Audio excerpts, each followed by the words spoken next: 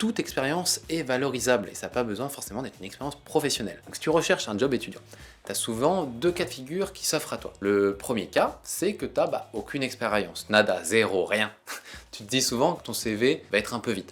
Mais non, en fait, il n'a pas de raison de ne pas être intéressant et de ne pas retenir l'attention. Détrompe-toi. En fait, si jamais tu suis mes conseils justement ici, tu devrais réussir à le mettre en valeur. Donc essaye de retracer déjà ton parcours académique, ce que tu as fait, les études, ton projet d'études, surtout s'il est en lien pour le poste auquel tu prétends. N'hésite pas aussi à y rajouter tes investissements en termes d'association, le bénévolat, si tu as été dans des clubs sportifs, si tu as été dans une asso, je sais pas, les Restos du Cœur, qui est propre à ton lieu d'études, peu importe. Et enfin, précise ton niveau de maîtrise de tes langues ou d'autres compétences que tu maîtrises comme des logiciels informatiques, du montage, de la vidéo, de la photographie. Vraiment que tu valorises aussi des compétences humaines en les adaptant par exemple au poste auquel tu prétends. Bref, c'est vraiment à toi de te mettre en valeur en l'adaptant aux attentes de l'employeur. N'hésite pas aussi à indiquer tes centres d'intérêt, tes passions, et si tu as reçu par exemple des prix, qui soient sportifs, qui soient académiques, tu peux aussi l'ajouter ici. Ça rassure en fait les futurs employeurs et en plus ça met vachement ta candidature en avant. D'ailleurs, je voulais te faire ici un cas un petit peu plus concret. Donc j'en profite puisque j'ai retrouvé l'un de mes vieux CV quand je cherchais justement un stage en marketing de 2 mois l'été.